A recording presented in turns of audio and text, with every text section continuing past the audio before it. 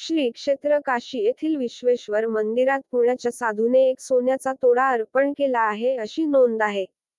हा साधू कोण याचा शोध घेतला असताना तो श्री जंगली महाराज होते असे दिसून येते. या तोड्यासंबंधितला इतिहास असा आहे की एका साधू संमेलनात आताचे साधू हे नामधारी असून त्यांचे सामर्थ्य नष्ट झाले आहे. सर्वच लोक ढोंगी आहेत असे विवेचन एकाने केले. त्यावर महाराज म्हणाले, साधू ढोंगी नाहीत यासाठी आपणच काय प्रमाण देऊ?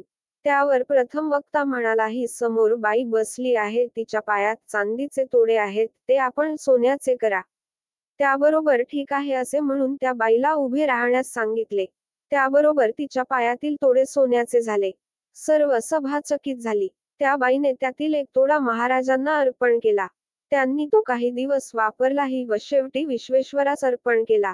महाराजांची ही कीर्ती नेपाळ नरेशांच्या कानावर गेली तेव्हा नाना सांगत होते, तो हाच तर साधू पुरुष नाही ना असा त्यांना संशय आला व त्यांनी शोध करण्यास प्रारंभ केला.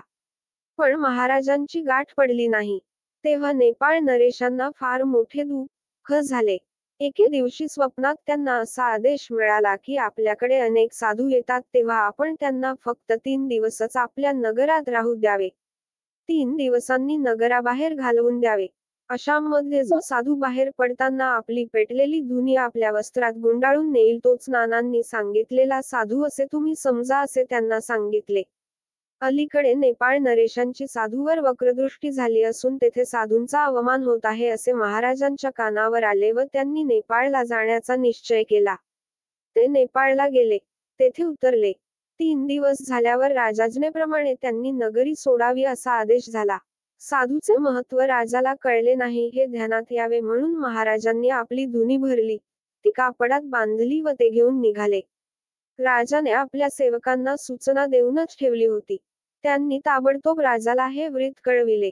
नेपाळचा राजा सर्व लव्याजम्यासह महाराजांना सामोरा गेला व महाराजांचे स्वागत केले व आपण आपल्या भेटीसाठी ते सर्व घडविले होते व त्यासाठी झालेला स्वप्नदृष्टांत त्यांनी सांगितला व त्याप्रमाणे गेली 3 वर्षे मी आपली वाट पाहिली. त्या काळात माझ्याकडून साधूंना जो त्रास झाला त्याची मला क्षमा करा म्हणून विनंती केली. महाराजांचा सत्कार केला व एक रत्नजडित हार महाराजांना अर्पण केला. महाराजांनी आपण साधू आहोत, आपणास हा काय करावयाचा आहे म्हणून प्रसादरूपाने परत केला. तेव्हा नेपाळ नरेशाने प्रार्थना केली की महाराज हा हार आपण कोणत्याही देवाला आमच्यासाठी अर्पण करा. त्याप्रमाणे तो हार महाराजांनी पंढरपूरच्या विठोबाला अर्पण केला.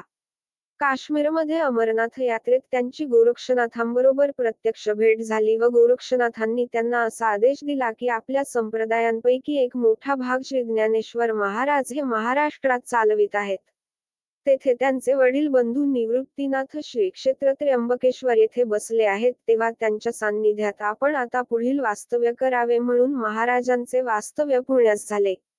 महाराज योगी होते तसेच ते मंत्रशास्त्रार्थातही निष्णात होते. जांगलिक पंथातील लोकांना विषारी प्राण्याचे विष नष्ट करण्याचे व विष उतरविण्याचे मंत्रज्ञान असते.